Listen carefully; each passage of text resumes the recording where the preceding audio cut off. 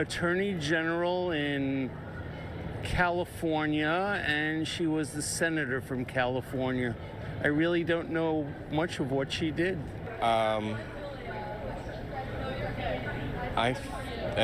not sure I know enough about her accomplishments to answer that question. The way that she carries herself. She was Attorney General of her state. She moved up to becoming, the Vice President of the United States. So she has definitely she's definitely made her stamp in history of being the first African American female vice president, and soon to be first vice president as a woman of color. Okay. This country wants substance and solutions, not sugary identity politics. Donald Trump spoke at the annual meeting of the National Association of Black Journalists. And it was the same old show. The divisiveness and the disrespect. And let me just say, the American people deserve better. The American people deserve better. The American people deserve a leader who tells the truth, a leader who does not respond with hostility and anger when confronted with the facts. We deserve a leader who understands that our differences do not divide us. They are an essential source of our strength.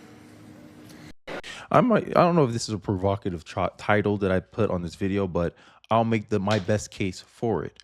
Why informed voters do not support Kamala Harris. As you saw from the intro, I played a video of Fox News asking, I guess I'm assuming, voters, what has Kamala Harris accomplished?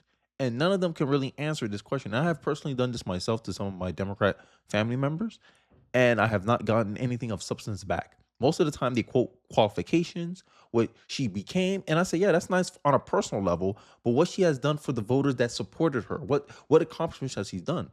And none can really answer the question. And then I find out, I look online, I saw Frank Luntz, which is like a pollster.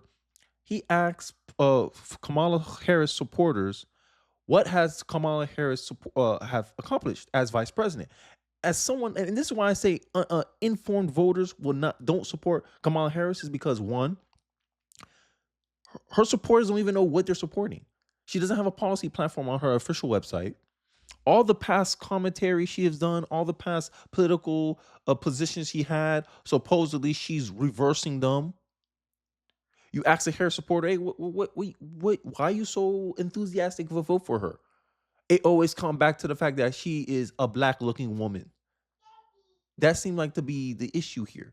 Identity politics. Sugary identity politics. And then this same lady, her disingenuous butt, you saw it in the intro. She talks about how, oh, look, Donald Trump's doing the same old thing again, leaving out the context that it was the reporter herself that set up the environment to be that way.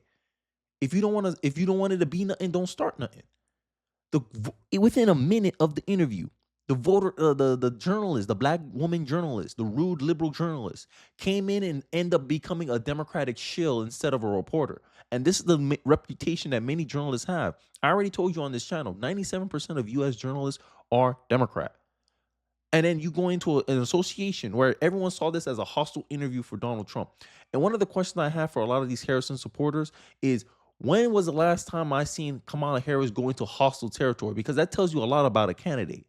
And I don't understand how y'all so galvanized and y'all want to support this lady so much. And I want to end off before I go on to this next clip. Men vote for policy, women vote for vibes. That's what makes the media so powerful. They can't make the facts, but they can manufacture vibes all day. And this is what the intro I led in with the Kamala Harris thing. That's what it encapsulates. She's not going for policy, she's going for vibes. Because we have not had any concrete proof of what Kamala Harris believes in 2024. We can only go off of her past comments. And now she's denying these past comments, saying that she changed her position on these past comments, but she doesn't want to put anything to paper. And that is a problem for informed voters. And I think this is why many informed voters do not support Kamala Harris, because she doesn't have any accomplishments really to run on. She's trying to make this a personality race, not a policy race. And then she had these little black women in that conference be so aggressive towards Trump, and then when Trump gave them the aggression they were looking for, they want to play victim at the same time. Make it make sense. But these are the same liberal women that want equality. Make it make sense. But I digress. Let's check out this clip of an interview on CNN where a Republican congressman pushes back on the media about their lack of motivation to scrutinize Kamala Harris, her policies, and the Democratic Party's racist comments. Let's take a look. How does her changing her views on her policy justify having the Republican nominee questioning her race? Does that increase or decrease your party's chances of winning in November?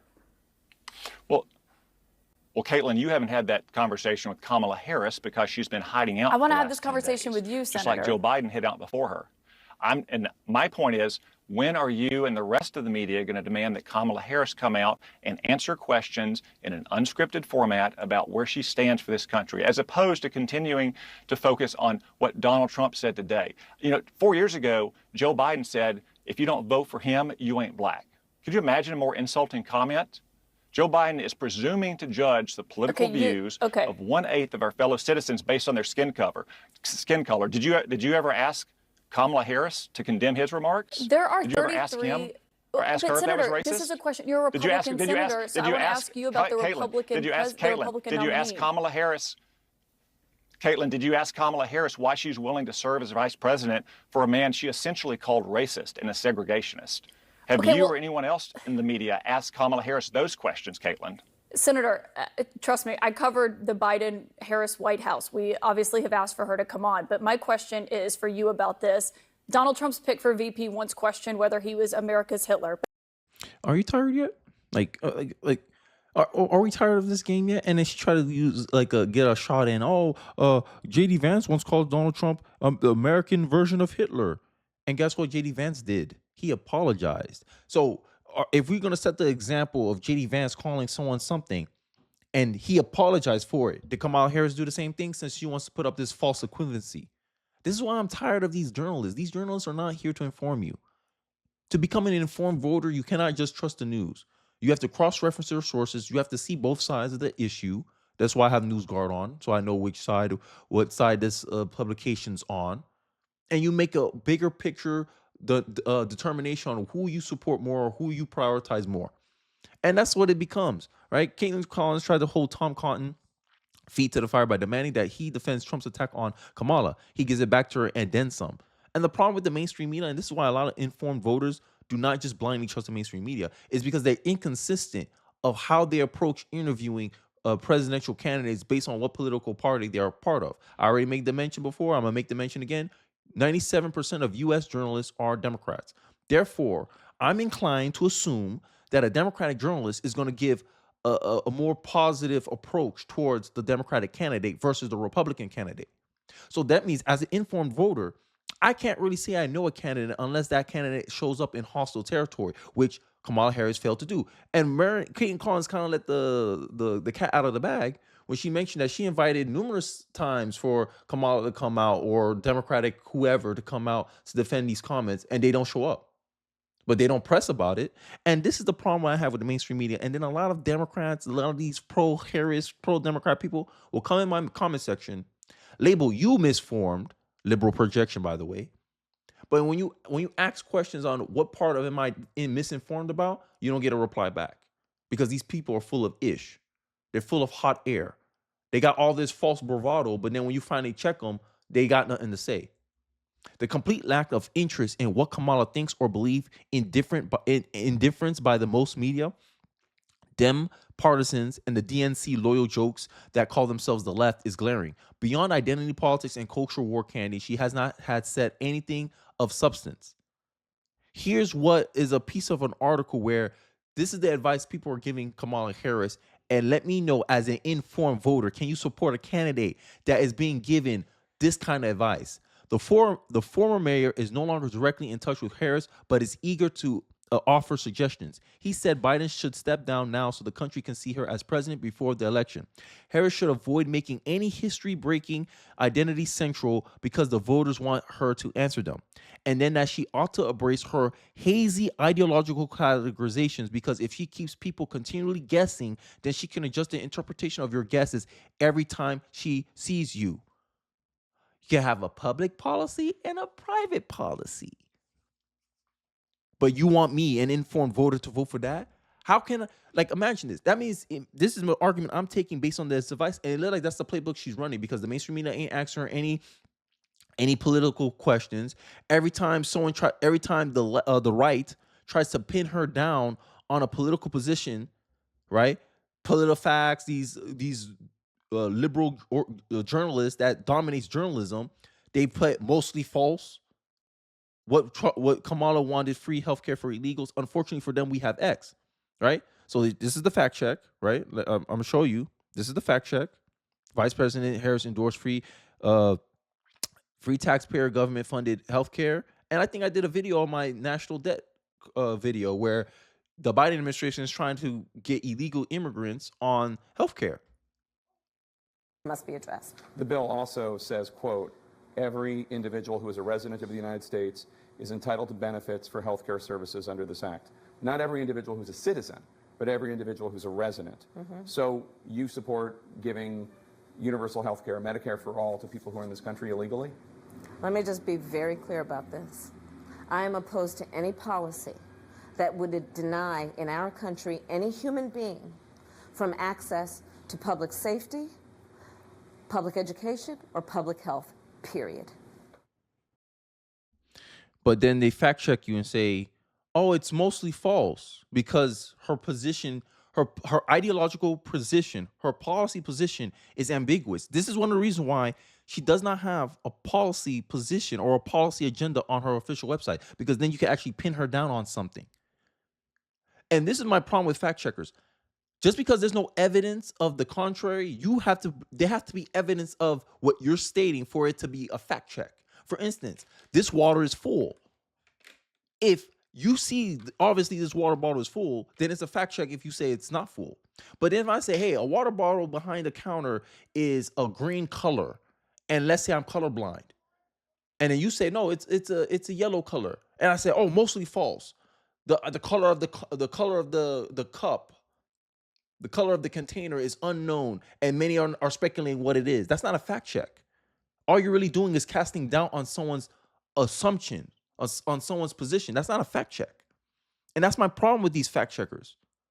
Y'all biased. Y'all biased as hell. And an informed American, an informed voter will know this. A lot of the policies that the Democrats seem to support, right? Like public education, when you realize government school systems is more of a job program for adults than education incentives for children. Look at the data, look at the stats. Because Kamala wants to talk about facts, right? Oh, when confronted with the facts, the journalists didn't come up with no facts. She came in with false premises. She came here with liberal propaganda and tried to asperge Trump with those.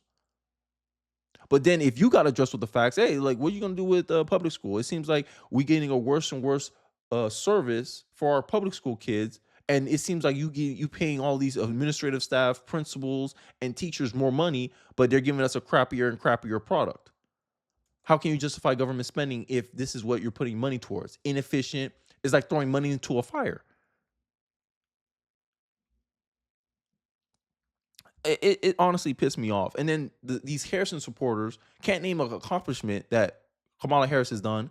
Every time you try to pin her down on something, like, there's no way an informed voter can support Harris with all these questions that we have about her. Only an uninformed person will support Kamala Harris. Only a person that is vote blue no matter who will vote for Kamala Harris. Only someone who's voting for her because she's a black-looking woman will vote for her, even though there's questions about her lineage. But she's the one in the intro to talk about how, oh, we stand by truths. We stand by the facts. Mainstream media, y'all hurting her credibility. And I don't want that attacks to stop. I just want Trump to focus a little bit more on policy. He can still do the mudslinging, but then tie in the policies as well. She's incompetent because no one has asked her any questions about her ideological categorization, what her policy positions are right now, because She's leaving it up to the air. She's leaving it to plausible deniability. And I can't trust that. How can you trust something that you're not sure of? Make it make sense to me, Harrison supporters.